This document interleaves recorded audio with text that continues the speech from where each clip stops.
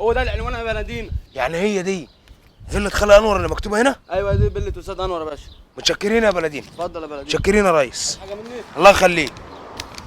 السلام عليكم. وعليكم السلام. هي دي فيلة الخال انور؟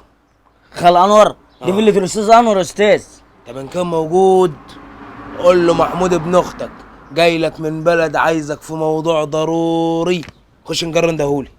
هدخل استاذن الست هانم الاول. خش نجرن دهولي. استاذن الست هانم يا استاذ. هتكون خيبه يا خال انور ان كنت شرطها. جاي استاذن ست هانم.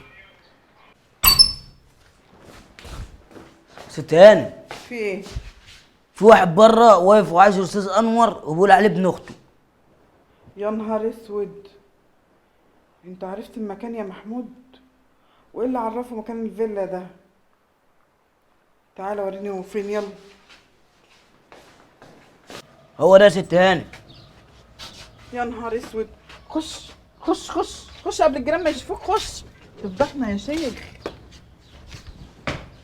بقى انتوا يا مرات خال قاعدين في الميغه دي وسايبيني عايش في العشه في البلد. عشة وميغا؟ انا بس هموت واعرف مين اللي عمل فيا المقلب. بقى انا اللي فيا الخير جيت عشان اشوفكم. هو انت مين اللي قالك على عنواننا؟ ده احنا عدلنا مرتين يا اخي بسببك. اللي يسال يا مرات خال ما يتوهش. تعالي تعالي. وين في الريحه دي؟ انت ايه شايل ايه في بتاع الشيله دي؟ هدومي قلت اقعد شهرين. تعالي. ما شاء الله ما شاء الله. ايه الفسحيه اللي انت عايشه فيها دي يا مرات خال؟ بحية ما بالنسبه لك بحية. ما انت فيش في راسك حاجه. لا خالص. عماله تتمردغي في العز. هو اكبر في عينك. امال منك لله. اخر مره نبرت عليا رجلي اتكسرت شهرين.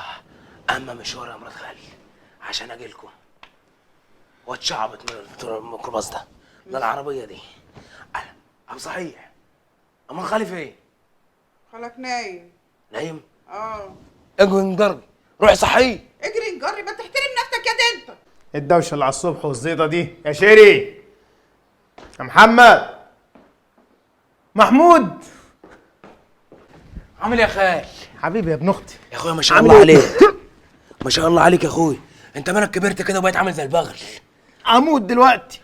ونضفت كده وعيشتك ارتاحت. ده الواحد لو ما يعرفكش بصحيح. الملف السعد يا محمود نضفت ايه؟ انا لو ما اعرفكش بصحيح اقول عليك سهرت ولا نهبت ولا قلت لك ليه ولا حاجه. ما تخلص. بس انت ما تعرفيش خيالي. هقول لها على موضوع البنت حميده. بلاش هقول لها سرقت ايه يوم يا الفرح. عمي بلاش.